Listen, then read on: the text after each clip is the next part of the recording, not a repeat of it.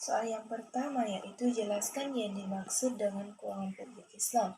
Yang mana itu keuangan publik Islam merupakan sebuah kaidah dan prinsipnya mengatur tentang keuangan publik untuk kepentingan masyarakat yang tujuan dasarnya adalah untuk mencapai pahala atau kesejahteraan masyarakat dan nilai-nilainya yang berasal dari Al-Quran dan Hadis yang menjadi dasar dari perumusan sistem keuangan dan kebijakan fiskal negara.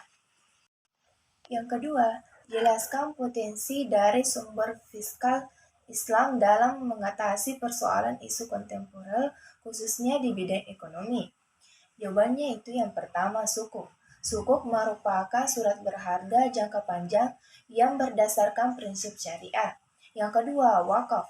Wakaf adalah menahan harta yang bisa dimanfaatkan di jalan yang diperbolehkan atau menahan benda yang tidak mudah rusak untuk dimanfaatkan sebagai kepentingan umat sesuai ketentuan syara.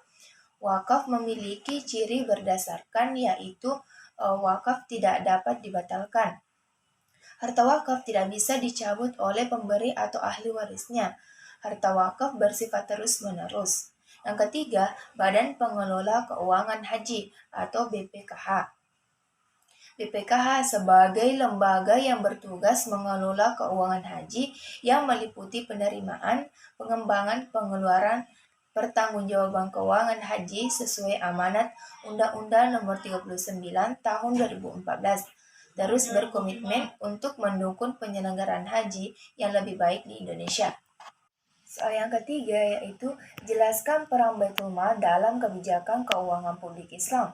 Jawabannya yaitu yang pertama sebagai tempat penampungan dan pengeluaran harta yang merupakan bagian dari pendapatan negara. Yang kedua sebagai pengumpulan dan menyalurkan dana non-profit seperti zakat, infak, sedekah, dan wakaf. Yang keempat, sebutkan dan jelaskan sumber pemasukan negara dalam perspektif ekonomi Islam. Jawabannya yaitu pertama, siswa, zakat, infak, sedekah, dan wakaf. Zakat merupakan kewajiban untuk mengeluarkan sebagian pendapatan atau harta seseorang yang telah memenuhi syarat syariah Islam, guna diberikan kepada berbagai unsur masyarakat yang juga ditetapkan dalam syariat Islam. Sedangkan infak, sedekah, dan wakaf merupakan pemberian sukarela yang juga sangat dianjurkan dalam Islam. Yang kedua, kharaj. Kharaj adalah pajak yang pertama yang dibebankan atas tanah yang dimiliki kharaj atau pajak dipungut dari non-muslim ketika Khaybar dikuasai pada tahun ke-7 Hijrah. Yang ketiga, jizyah. Jizyah merupakan pajak yang dibayar oleh kalangan non-muslim sebagai kompensasi atas fasilitas sosial, ekonomi, layanan kesejahteraan, serta jaminan keamanan yang mereka terima dari negara Islam. Yang keempat, khams. Khams adalah dana yang diperoleh dari 1/5 bagian dari harta rampasan perang atau ghanimah.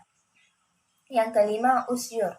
Usyur adalah pajak yang dikenakan atas barang-barang dagangan yang masuk ke negara Islam atau datang dari negara Islam sendiri. Yang keenam, pinjaman atau utang luar negeri maupun dalam negeri. Dalam Islam, sifatnya adalah hanya sebagai penerima sekunder, karena ekonomi Islam tidak mengenal bunga dan penerimaan lainnya.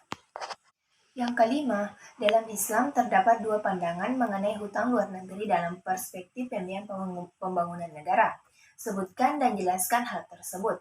Jawabannya yaitu yang pertama. Pandangan pertama membolehkan adanya budget defisit yang ditutup dengan eksternal financing, selama bentuk dan mekanisme disesuaikan dengan ketentuan dan prinsip syariah yang ada.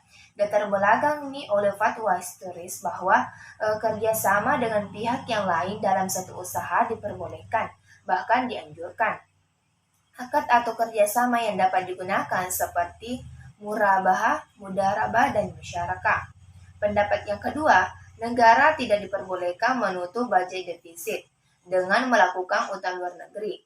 Didasari pada pertimbangan preventif bahwa mekanisme pinjaman utang luar negeri menggunakan sistem munggah. Sedangkan dalam Islam, bunga dalam bentuk apapun baik konsumsi atau produksi dan besar atau kecil secara tegas dilarang dalam Islam. Yang keenam, jelaskan secara singkat mengenai tugas kelompok makalah masing-masing yang telah diberikan. Jawabannya itu, pembiayaan pembangunan adalah cabang dari ilmu ekonomi yang mempelajari upaya-upaya pemerintah dalam rangka membiayai berbagai pengeluaran pemerintah sesuai fungsi yang dikembangkan terkait penyediaan barang dan jasa bagi masyarakat, di mana dalam kegiatan penyediaan barang dan jasa yang dilakukan oleh pemerintah terjadi melalui proses politik dengan berbagai prosedur dan aturan yang berubah dari waktu ke waktu sesuai dengan pilihan masyarakat. Jadi, dalam hal ini pemerintah berperan sebagai penyedia infrastruktur publik. Yang ketujuh, bagaimana pandangan kalian mengenai konsep ekonomi Islam di Indonesia? Jawabannya yaitu menurut saya konsep ekonomi Islam di Indonesia itu sudah bagus diterapkan di Indonesia karena masyarakat muslim membutuhkan sistem ekonomi yang memegang ajaran Islam agar terlepas dari keraguan-keraguan dan penyimpangan dari ajaran Islam itu sendiri. Ekonomi Islam dapat dijadikan sarana untuk meningkatkan kesejahteraan masyarakat, sehingga setiap masalah sosial ekonomi tidak akan sesuai jika ekonomi Islam diimplementasikan dengan baik dan benar. Dengan cara menerapkan prinsip-prinsip yang sesuai dengan ajaran agama Islam, terutama menghindari kegiatan yang riba. Oleh sebab itu, kegiatan perekonomian Islam akan membuat orang lebih lega karena dapat menghindari perbuatan dosa.